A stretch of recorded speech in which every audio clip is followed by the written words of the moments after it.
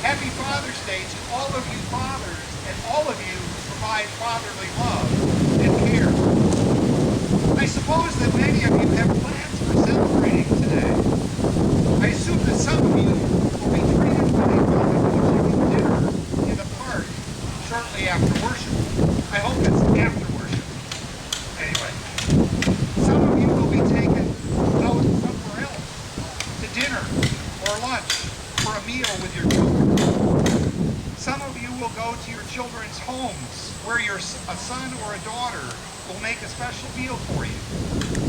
Some of you might spend today with your spouse or significant other. Still, some of you may spend the day alone with your thoughts. Just a few days ago, my youngest daughter Krista and her husband Don celebrated their 3rd wedding anniversary. It was Saturday, June 11th, 2011, that they got married.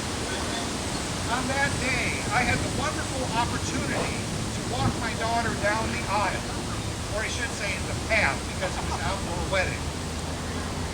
But then, as if that wasn't enough, during the ceremony, I gave the wedding message. My daughter and her fiance, now my son-in-law, had honored me by asking me to do this. This past week, as I look back on Krista's wedding, I've been thinking a lot about my role as a father.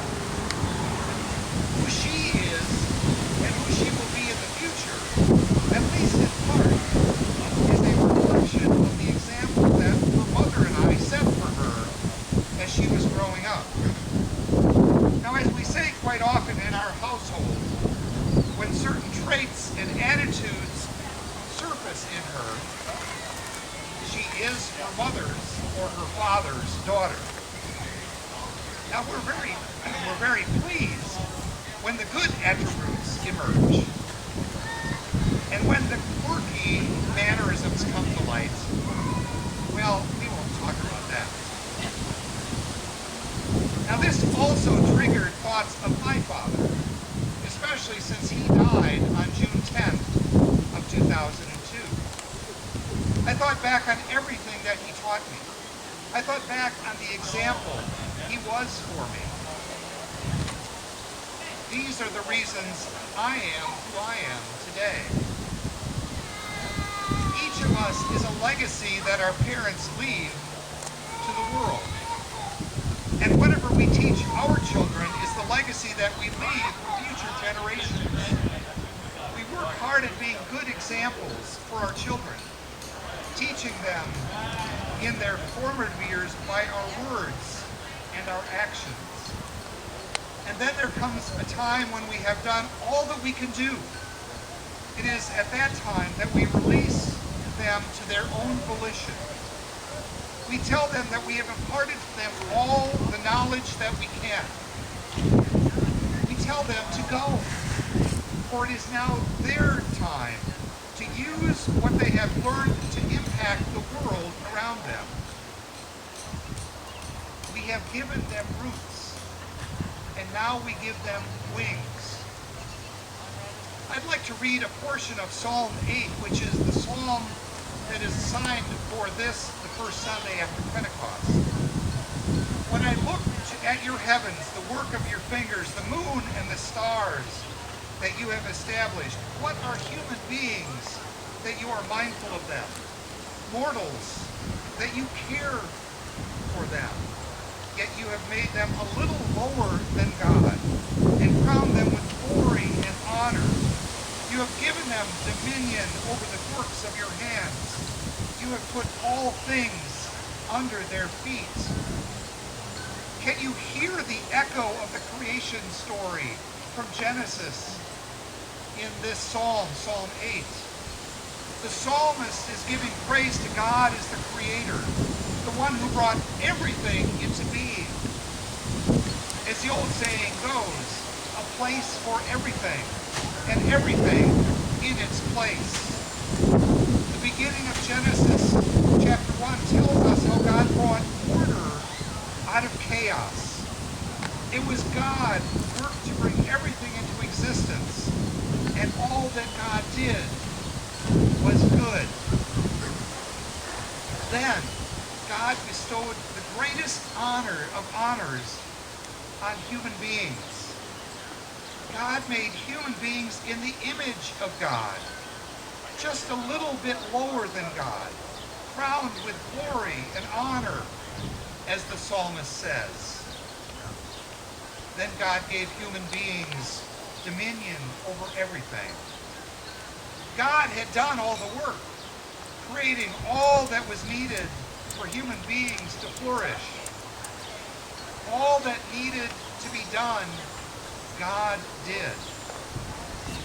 Then, God entrusted everything to them, telling them to be fruitful with all that was placed in their hands.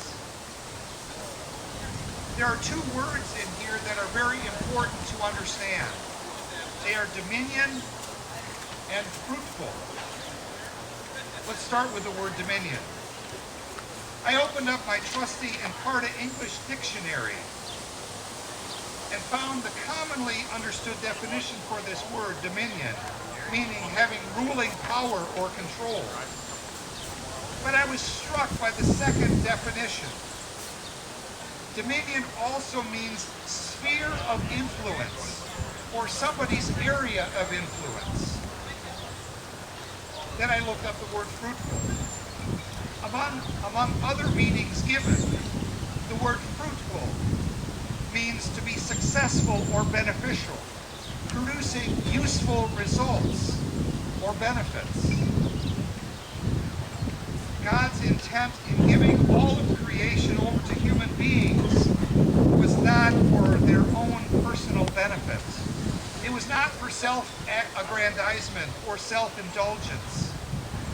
Rather, God gave humankind the works of his hands to affect their sphere of influence.